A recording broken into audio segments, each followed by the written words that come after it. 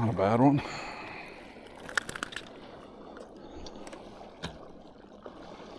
Throwing a new Swimbait from Duo. I'm throwing it on a little VMC weighted hook with a blade, and like a 1/4 ounce, I think is what that one is. It's kind of between, it's this weird stage where I call between pre-spawn and spawn. So they're spreading out, roaming a lot. They're still, the females are kind of sitting off in deeper water. I like this rig. I like throwing a spinnerbait this time of year. This water's a little clearer than it usually is. So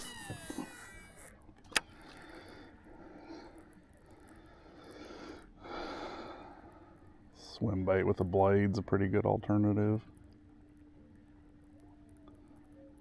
Comes through cover really good, and there's a lot of muck on the bottom, and I threw a spinnerbait a little bit, and the muck kept jamming my blade up. So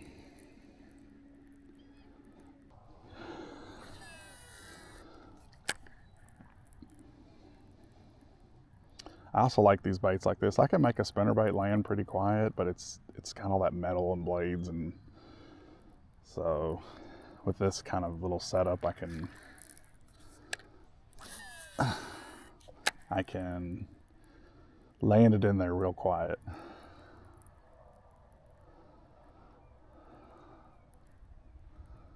Right there is where I would think a good one would be. And there might be, like, maybe the better presentations to flip in there, and I might try that here in a second, but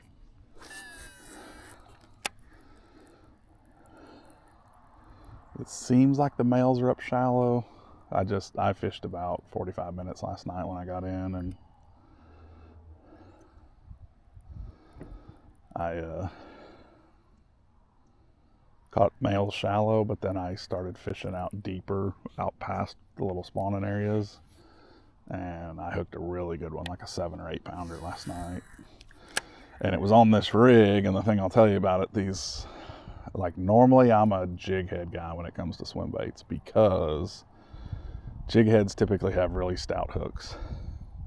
And this is a pretty stout hook too, but there's some pretty weird flex with these, and a lot of fish will get skin hooked because you know how that sits on there.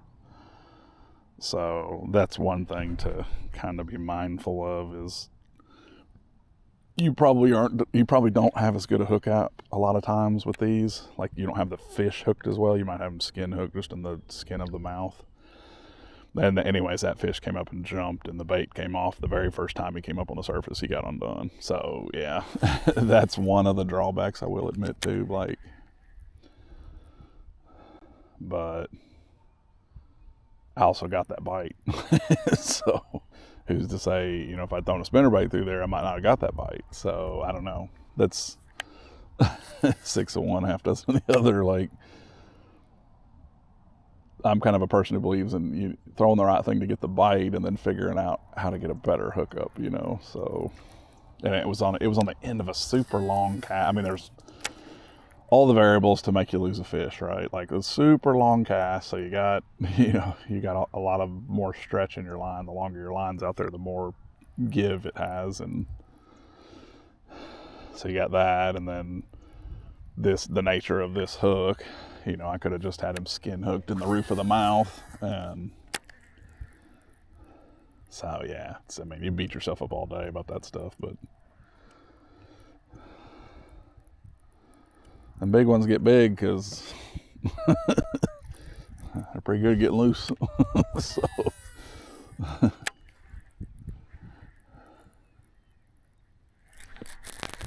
yeah, there's some males up there. Oh, that's a better one. About a 4 pounder right there. Try this. Oh, now 3 pounder. But I'll take it. Yeah. 3 1/4 maybe. Another nice one though. Solid fish. Solid fish. But tore my nose out a little bit. I'll have to see if that spring will get back in there. But that's a good one. That was up shallow again. I guess I'm gonna go do that for a minute. because that's a quality male right there.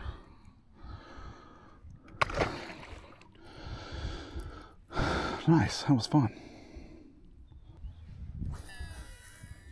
Oh. The fog's funny to me. I mean, I don't have great eyesight anyways. Oh, that was a great bite. That's a big one too. If I don't lose it.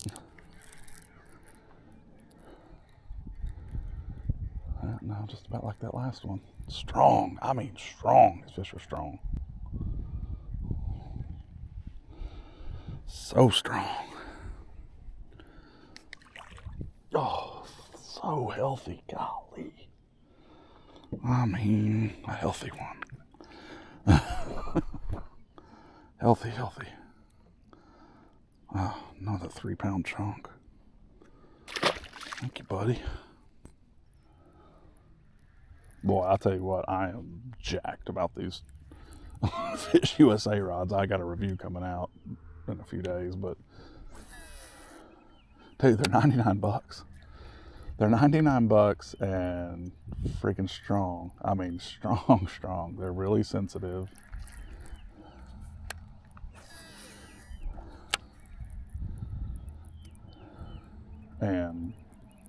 But 99 bucks. Like, this might be the best $100 rod going right now.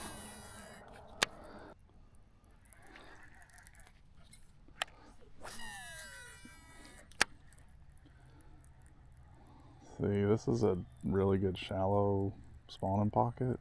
And I'm getting no bites in here, but on that deeper lead-in bank, I was getting bites. So again, you kind of piece it together as you go, and if you're paying attention to where you get bites, where you catch quality, like, because people base their start getting bites and base pattern. I'm like, well, I don't care where the 1-pounders are. Like, that's not a pattern. Like, when you start catching 3-pounders, oh my gosh, that was an awesome bite. Good fish too. Forgot I had loosened my drag up on one of those fish. I about got in trouble there. I got behind the fish for a second. Oh yeah, that's a good one. Golly Moses. All right. Like it. It's a chunker dunkers. Ah, look at that male. Long skinny male. They're definitely up there looking. So I like it. All right. Well, that didn't suck. Uh-oh. Oh, get your foot in your mouth. There you go.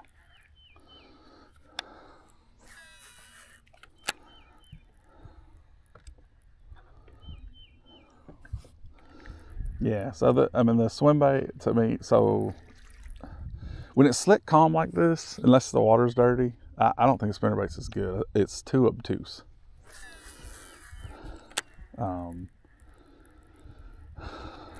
Golly. Oh, I lost him. Oh, you see how fast that thing hit? Holy moly. I mean, he was like, he had already moved like 3 feet right when I went to jerk. I was like, holy cow. Golly. Dang, they're fast. These are some healthy fish. Golly.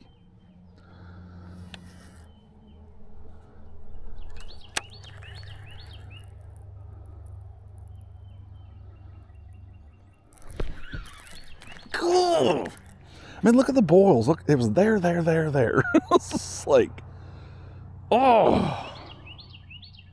And you saw I just came through there, like, so fast.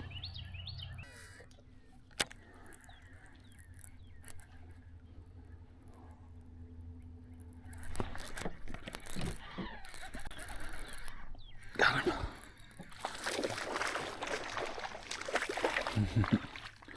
Mean one. Got a branch on him. Oh, he's got my swim bait all tore up. Don't. Thank you.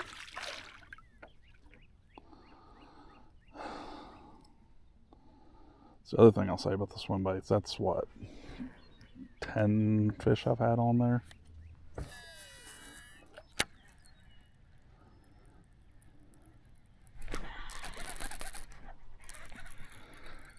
Right on the edges of the vine. Oh man, he's mad. It's a nice one too. Wow, meanie. Look at him just holding his ground. Oh, that's a good one. That's the best one of the day, I think. 4-pounder. Heck yeah. Look at that. Man, that is a good swim bait, dude. That Versa Shad, that's a good swim bait. I'm impressed. Super impressed. So, yeah. Man, I am telling you, I landed that fish no problem, but golly, they are so fast and aggressive today. It's just crazy. I think this is that little period where they feed up right before they're about to go lay on the bed. And so they're super aggressive about eating right now. Like, I know the guys on Kentucky Lake were talking about how weird the fishing was for the Toyota series. And my opinion on that is, so, you know, the fish group up to pre-spawn, feed or whatever. And then as they get closer to the spawn, they break up and they spread out. They don't want to spawn next to each other. So I think the game and fish biologist said they want to be 20 feet at least away from another bed. And so that's what is a lot. Oh, what a bite. I got to see that. Oh, that was awesome. I don't know if that showed up on video. Golly moly, what a strong fish.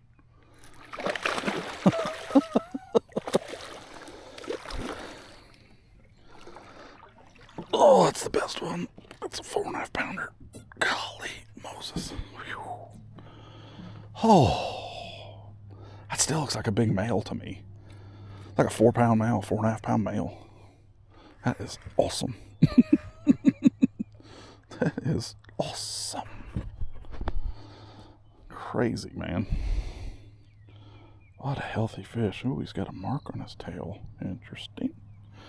I got to see that bite. If my bait was just about out of sight and I saw this head go, whoa. Man, that's a nice one. Quality. Golly. Wow. Another reason I only use a weighted swim bait hook when I know I'm going to be fishing in grass and wood. Otherwise, I want a jig head, especially if I'm going to fish a lot of rock. I want to be able to feel the bottom and tell when I'm in good areas and feel shell beds. And if rubber is hitting the bottom every time, that's not transmitting anything back to you. That's why I also don't like soft baits that have a head molded into them. I won't ever use those because you can't feel anything. And I mean, a lot of guys that make, say they're experts on making live scope baits don't realize that if you have the head inside the bait, you're not going to pick it up as good on live scope. Live scope reflects back, so highly reflective things show up better.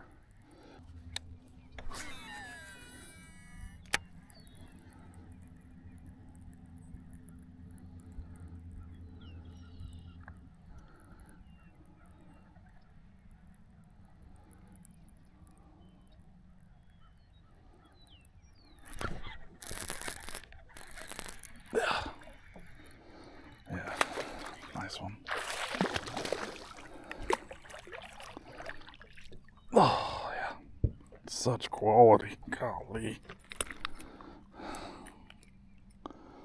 That's awesome.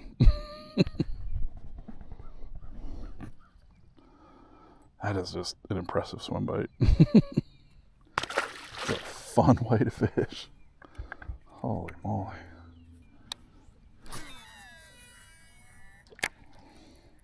And you see how much water I can cover with this thing. I'm throwing as far as I can throw on some casts. And the bites are coming sometimes at the very end of the cast, right as it gets in the water, and sometimes they're coming right here by the boat. So I'm covering a wide swath of water with this, just like you do a spinnerbait. And that's what I tell people, like, even getting in talking to people about big baits. Well, I don't know where to throw a glide bait. You throw it where you throw conventional baits, except you're trying to get an 8 or 10 pounder to commit. So I've caught them on glide baits on the bottom in 25 foot of water, and I've caught them in an inch of water. You know, literally you throw an 8-inch, you know, hard swim bait up there on the bank, make one turn and you got one on, you know, like. So yeah, I fish it in the same places, you know. For me, like a swim bait, like a soft swim bait, I fish it like I do a 3/4 ounce spinner bait. So I'm just slow rolling it. That's what it is to me. It's just a big 3/4 ounce spinner bait. So.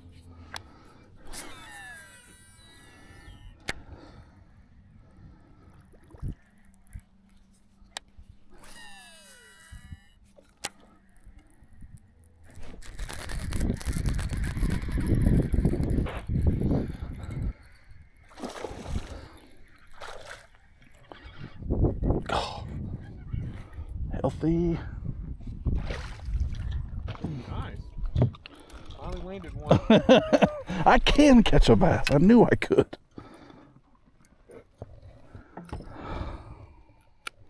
Oh, chunk.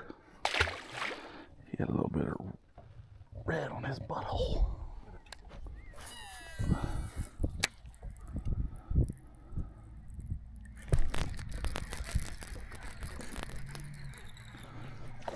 That's a freaking good.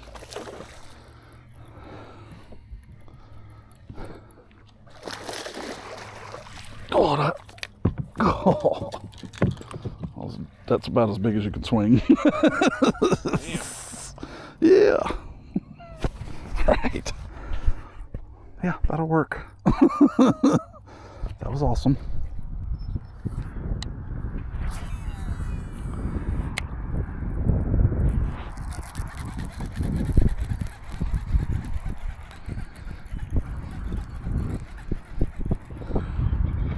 Oh. I was like, am I ever going to catch up with him? I was like, it must be a little one because I can't feel anything still. I've reeled for like 20 minutes. I still can't feel anything. It's like, gosh, they're so freaking fast when they bite it.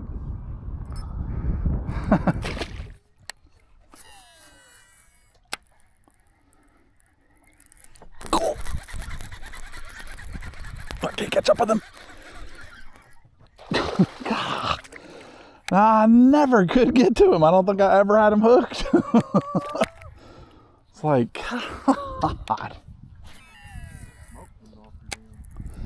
I can't reel my reel any faster. I was reeling as fast as I can. He was going zigzag, zigzag. I was like, I'm never going to be able to put tension on him and he's going to get off.